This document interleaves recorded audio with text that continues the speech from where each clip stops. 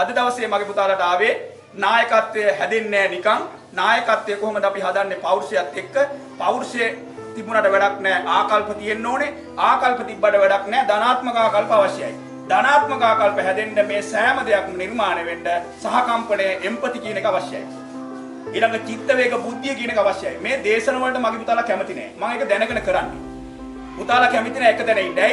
මොලේ කියන්නේ පුතා සතුට විතරයි හොයන්නේ. මොලේට ඕනේ ආදල් විතරයි. දැන් මේ ඉඳගෙන ඉන්නකොට මේකට කැමති නෑ එයා. එයා කියන්නේ එළියට යක්. අඹ ගහ ගාවට යක්. টয়ලට් එකට යක්. එයා ඒ ගයිඩ් කරන්නේ එහෙම තමයි. එයා කිව්වොත් එම දැන් අද ඉගෙන ගන්න ආකල්ප ධනාත්මක ආකල්ප පෞරුෂය හරහා බය නැති කරනවා කියලා කිව්වොත් ඕනේ නෑ නේ. ඒක ඕනේ නෑ. මොලේ කඩේ යන එක තමයි කරන්නේ ඔයාලා. මොලේ ඔයාලා යවනවා හැම තැනම යවනවා. ඔයාලට එහෙම අවශ්‍යතාවයක් දෙන්නේ නෑ. මොලේ මොන තරම් ඉගෙනගෙන තිබ්බත් මොලේ හැම වෙලාවෙම කැමති වැරදියක් ફોකස් කරන්නමයි කැමති. මේ වැටෙන් පැනලා හොරෙන් විදුහල්පතිතුමාට හොරෙන් ගෙදර යන්න තියනවා නම් මොලේ ලපු ජයග්‍රහණයක් හැටියට ඒක දකින්නවා. දෙනවද? ඒක නොවෙන්න නම් ඉගෙන ගන්න ඕනේ. හරිද? ඒක නොවෙන්න නම් ඉගෙන ගන්න ඕනේ. ඉගෙන ගත්තාම මොකද වෙන්නේ? මට දැන් කියන්නකෝ එන්න. ඊළඟ ප්‍රශ්නේ. ඉගෙන ගත්තාම මොකද වෙන්නේ? දැන් ඔයාලට ජීවිතේ වැඩිපුරම හැන්නේ විදුහල්පතිතුමා උදේ රැස්වීමේදී කියන්නේ ඉගෙන ගන්න. ඉගෙන ගන්න. නියෝජ්‍ය විදුහල්පතිතුමියත් ඉගෙන ගන්න කියලා කියනවා. එතකොට දෙමව්පියෝ මොකද්ද කියන්නේ? මොකද පුතේ කියන්නේ වැඩිපුරම? කණ්ඩ කියලාද කියන්නේ? නෑ. ඉගෙන ගන්න කියලා කියන්නේ. මගේ පුතාලා කියන්නේ ඉගෙන ගත්තාම මොකද වෙන්නේ කියන්නේ? ඉගෙන ගත්තාම මොකද පුතා වෙන්නේ? දැන් මුස්ලිම් පුත වෙලා වගේ ඉන්න එපා. දැන් අපි ඇත්තටම දැනගෙන ඉන්න බෑ ඉගෙන ගත්තාම මොකද වෙන්නේ කියලා නේද? ඉගෙන ගත්තාම මම පුතා මොකද වෙන්නේ? අපි උත්තරයක් දෙමු. පුතා මේ කලින් දවසේ වැඩසටහන කරේ 5 වසරේ ළමයින්ට කලං කුට්ටි. 5 වසර විතරයි.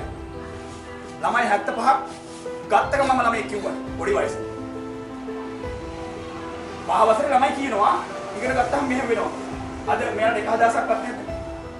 ඉගෙන ගන්න කොහෙන්ද නැහැ ඉන්නේ ලෝකේ යනවා. එහෙමද? මොකක්ද ඉගෙන ගත්තාම වෙන්නේ පුතා? 1000ක් දෙන්න. try කරමු බලන්න. ඔළුව කහක ඉඳලා බෑ. අද දවසේ සමන් සර්රුයි අපි ඔක්කොම එකට ඉන්න ඕනේ. ඔයාලා හෙන ඈත් වෙලා මම ඈත් වෙලා මේ වැඩ කරන්න බෑ.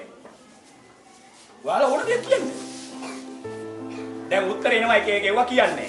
ඇයි? ඈ? ලැජ්ජයි. මොකද බයයි. ඔය බය ගැන කතා කරනවා මම. මට කියන්නකෝ දැන් ඒ ගැන කිව්වොත් අපරාධින් ඉගෙන ගත්තාම මොකද වෙන්නේ පුතා? දැනුම ලැබෙනවා. මොනවද ලැබෙන්නේ? දැනුම ලැබෙනවා. දැනුම ලැබුණාම අධ්‍යාපනය සම්පූර්ණ වෙයිද? ඉගෙන ගත්ත එක සම්පූර්ණ වෙයිද? වෙන්නේ නැහැ කියලා කියනවා නම් ඊළඟ මොකද වෙන්නේ? දැනුම ලැබුණාම මොකද වෙන්නේ ඊළඟ?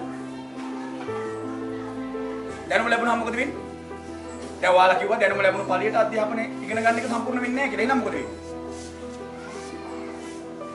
ඔව් ආකල්ප කතා එනවා. ඔව් කියනවා ආකල්ප නෙමෙයි. දැනුම අවබෝධ වෙන්න පටන් ගන්නවා. දැනුම හරහා මොකද වෙන්නේ පුතේ? අවබෝධ වෙන්න පටන් ගන්නවා.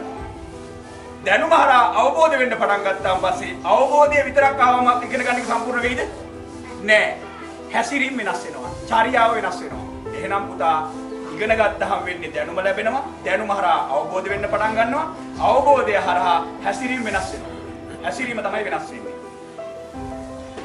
හැසිරීම වෙනස් ලස්සන දරුවෙක් හදන්න තමයි අම්මා දැනුවත් හෝ නැදනුවත්ව කියන්නේ ඉගෙන ගනින් පුතේ කියලා. ඉගෙන ගත්තාම මොනවා හරි දෙයක් වෙයි කියලා වගේ අදහසක් තියෙනවා.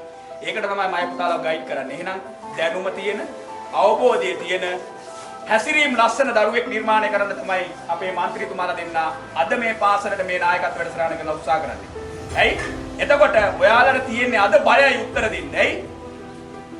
බයයි. බය කියන එක හිතේ ඇතුලේ තියෙන්නේ Tamanට හරියට බලය කියන එක උත්පාදනය කරුත් නැති නිසා. බලය උත්පාදනය වෙන්න ඕනේ බය නැති වෙන්න. එහෙනම් බයන්න යයන්න මැදට ලයන්න දැම්මොත් මොකද වෙන්නේ? මොකද වෙන්නේ? බලය එනවා.